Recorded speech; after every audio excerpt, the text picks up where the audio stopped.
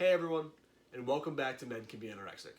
My name is Connor, and for this week's video, I'd like to talk about an experience I had back in college that's heavily impacted the way I interact with other people. But as always, before I say more, a trigger warning for anyone going through or recovering from anorexia, just because I might say some stuff that could be triggering or upsetting, and the last thing I want to do is put anyone in a bad place. One of the many things I loved about going to college at UMass Amherst was a place called Earth Foods Cafe, which is a student-run co-op that serves vegan and vegetarian dishes. Even as I began recovering from anorexia, which for me largely meant incorporating animal products back into my diet, I still like to go to the cafe every now and then. The food is really good, the employees are lovely, and the satisfaction of supporting a student-run collective never goes away. I spent 4 years at UMass and only had one negative experience at Earth Foods. It had nothing to do with the food itself, which, like I said, was always really good, but instead with the student at the cash register, a woman somewhere between the ages of 18 and 22. I don't remember exactly what they were serving that day, but I do remember that it looked and smelled delicious. So I asked the student who was serving the meal to give me a large portion, and then I made my way down to the cash register and placed my food in front of the woman working there. What's funny to me about this story is that just on site, this person struck me as extraordinarily friendly. Huge smile, very kind eyes, and tons of energy. By no means did she give off a vibe of, I'm about to cut you to your core with a single sentence. And in all likelihood, she probably lives up to that first impression. I highly doubt she's made a habit of cutting people to their cores. Anyway, here's what happened. I placed my food in front of her, we smiled at each other, and then she proceeded to say something that clearly I'm never going to forget. Wow, that's a lot of food. Now, even if you've never been anorexic, that would sting a little bit, right? I mean, nobody wants a complete stranger commenting on the amount of food they're about to eat. If you've got just an ounce of shame or self-consciousness inside of you, and I think pretty much everyone does, that comment would hurt a little bit.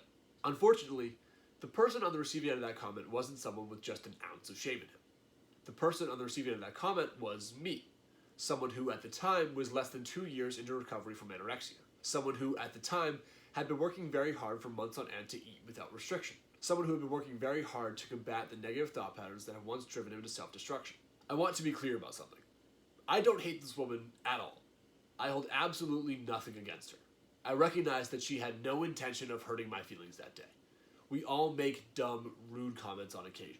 It just so happens that I was the one on the receiving end of that particular comment on that particular day.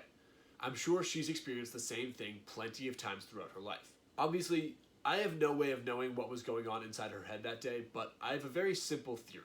Because we live in this culture where boys and men are widely believed to be impervious to eating disorders, it didn't occur to her in the moment that saying, wow, that's a lot of food, would impact me in a negative way. Anorexia is generally considered a woman's problem. I wasn't the first man to experience something like this, and I won't be the last. As long as anorexia is considered a woman's problem, men who are suffering and men who are recovering will have to cope with inconsiderate comments like this one. And I know what everyone is thinking, oh no, men have to occasionally deal with inconsiderate comments from strangers, and I totally get that. I'm not asking anybody to weep for men in general. I'm just sharing this specific experience I had because I know other men who are suffering in silence have had the same experience, and I just hope that my sharing it is in some way helpful. But in general, no, I'm not asking anybody to weep for men and the things they deal with on a daily basis. Just because I was able to shake off that woman's comment doesn't mean everyone else can.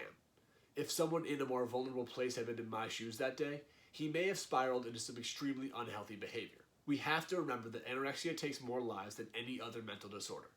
The stakes could not possibly be higher. Every comment matters. If you'll indulge me, I think I've come up with a pretty simple solution to this whole thing. Assume everyone has an eating disorder. Every time you interact with another person, regardless of their gender identity or their race or their size, assume they're dealing with some form of disordered eating. This isn't the case, of course, but what harm comes from making such an assumption? I'd argue that it's entirely positive. If you assume that everyone is dealing with some form of disordered eating, you're way more likely to refrain from making rude comments like the one I was dealt at Earth Foods Cafe.